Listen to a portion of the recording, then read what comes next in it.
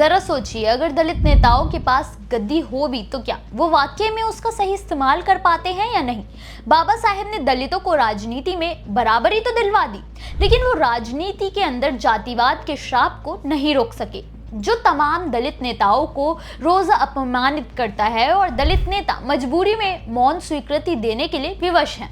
तो चलिए आपको बताते हैं कि पिछले 24 घंटे में दलितों के साथ होने वाली घटनाओं के बारे में, जो साक्षी है इस बात का कि केवल गद्दी मिलने से ताकत नहीं मिलती, दलित आज भी कठपुतली से ज्यादा कुछ नहीं समझे जाते हैं। नमस्कार, मेरा नाम है मोहिनी और आप देख रहे हैं भीमसेना। दलितों से जुड़ा पहला मामला कर्नाटक से है, जहां पिछले कुछ समय से दलित सीएम की मांग को लेकर राजनीति में बड़ा भूचाल आया हुआ है। सत्तारूढ़ कांग्रेस तमाम विरोधों और मांगों के बाद भी सत्ता की गद्दी एक दलित सीएम को देने के लिए राजी नहीं हो रही है।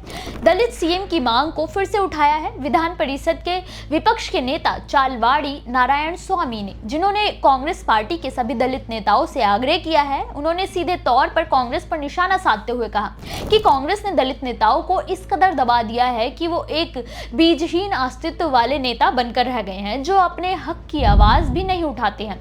उन्होंने दलित नेताओं को बीजेपी में शामिल होने का ऑफर देते हुए कहा कि कांग्रेस हाईकमान अगर उप मुख्यमंत्री डीके शिव कुमार के नाम पर मोहर लगाती है तो हमें कोई परेशानी नहीं है, लेकिन अगर ऐसा नहीं होता तो दलित नेताओं को कैबिनेट के अन्य पदों का बहिष्कार करना चाहिए। कांग्रेस के लिए दलित हमेशा वोट बैंक से ज्यादा कुछ नहीं रहे हैं, तभी आज तक इतना हंगामा होने के बाद भी अब तक दलित सीएम की मांग पर कांग्रेस का रुख बेहद उदासीन है। ऐसे में देखना यह होगा कि क्या मुख्यमंत्री सिद्धरमैया के इस्तीफे देने के बाद दलित सीएम बनाने पर कोई फैसला होगा या दलित सीएम के लिए लड़ाई जारी ही रहेगी। आपको क्या लगता है, क्या ये इतना आसान होगा? दलितों से जुड़ा अगला मामला मध्य प्रदेश के अमरकंटक से है, जहां जातिवादी मानसिकता के कारण एक दलित छात्र को परीक्षा में नहीं बैठने दिया गया, जिसके कारण वो छात्र पिछले 5 दिनों से धरने पर बैठा हुआ है। लेकिन हैरानी की बात यह है कि अब तक प्रशासन की आंखें ही नहीं खुली। ये मामला इंदिरा गांधी राष्ट्रीय जनजातीय विश्वविद्यालय अमरकंटक का है। पीड़ित छात्र का धरना करते हुए एक वीडियो सोशल मीडिया पर काफी वायरल हो रहा है, जिसमें छात्र गले में हांडी लिए, हाथ में संविधान पकड़े हुए और कमर पर झाड़ू बांधे धरना दे रहा है। पीड़ित ने बताया कि विभाग के एचओडी ने उसे ये कहकर परीक्षा में बैठने नहीं दिया कि तुम देशद्रोही हो, आतंकवादी हो, यूनिवर्सिटी में दंगा फसाद फैलाते हो, जबकि छात्र के नाम से कभी कोई शिकायत तक दर्ज नहीं की गई है। वो तो केवल वहां पढ़ना चाहता था, अपने समाज के लिए, अपने लोगों के लिए कुछ करना चाहता था, लेकिन मनुवादी मानसिकता वालों के लिए एक दलित का पढ़ना कभी पचाने वाला मुद्दा रहा ही नहीं। हैरानी की बात तो यह है कि छात्र को 5 दिन हो गए हैं धरना करते हुए, लेकिन ना तो प्रशासन की तरफ से और ना ही कॉलेज की तरफ से किसी ने छात्र की सुध लेने की कोशिश की है। तो जरा सोचिए, ऐसे में ये छात्र किससे न्याय की उम्मीद करेंगे? कोई सिस्टम के खिलाफ नहीं जाता, उन्हें मजबूर कर दिया जाता है। आपकी इस पर क्या राय है, हमें कमेंट करके जरूर बताएं। दलितों से जुड़ा अगला मामला भीम आर्मी चीफ चंद्रशेखर आजाद को लेकर है। ऐसा लगता है कि जैसे यूपी अब भारत से अलग ही है, क्योंकि यहाँ ना तो संविधान का कानून चलता है और ना ही जातिवादियों को संविधान का कोई सम्मान है।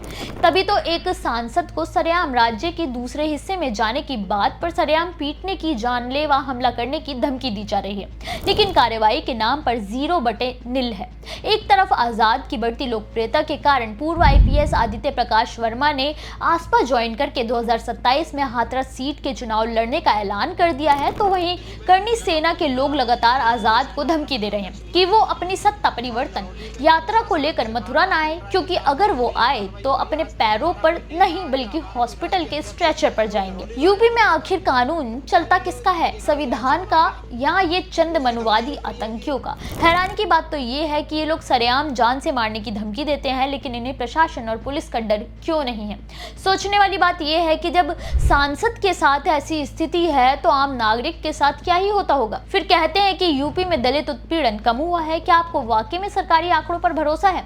जवाब हमें कमेंट करके बताइए। दलितों से जुड़ा अगला मामला राजस्थान के झुंझुनू का है, जहां पुरानी रंजिश निकालने के लिए एक दलित युवक के साथ मानवता की सारी हदें पार कर दी गई। ये मामला झुंझुनू के गोड़ाजी थाना क्षेत्र के खीवासर गांव का है। पीड़ित ने पुलिस को तहरीर दी कि वो शाम के समय गांव की दुकान पर कुछ सामान लेने गया था, लेकिन तभी वहां गांव का राकेश दड़िया वह ट्रैक्टर लेकर आ गया। उसने बात करने के बहाने जबरन ट्रैक्टर पर बिठाया और सुनसान जगह पर ले गया, जहां पहले तो उसने जबरन कपड़े उतरवाए ताकि वो भाग न सके, फिर उसे शराब पीने पर मजबूर किया, जिसके बाद पीड़ित को बुरी तरह से पीटा और उसकी सोने की चेन और नकदी लूटी। लेकिन जब आरोपी का दिल इतने से भी नहीं भरा तो पीड़ित को ट्रैक्टर से बांधकर घसीटा और बुरी तरह से घायल अवस्था में छोड़कर फरार हो गया।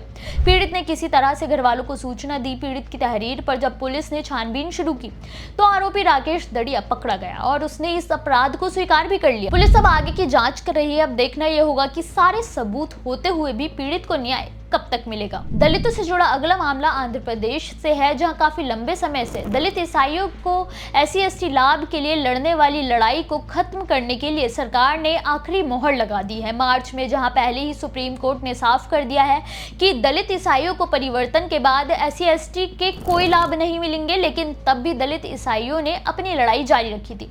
लेकिन सबकी आखिरी उम्मीदों पर पानी फेरते हुए अब आंध्र प्रदेश सरकार ने कड़ा रुख अपनाया है और बापटला जिले के पादरी चिंतदा आनंद का अनुसूचित जाति प्रमाण पत्र रद्द कर दिया है। आपको बता दें कि जिला स्तरीय जांच समिति ने खुद इसकी सिफारिश की थी। पादरी को 2021 और 2025 के बीच 3 जाति प्रमाण पत्र जारी किए गए थे, जिसे एक साथ रद्द कर दिया गया है।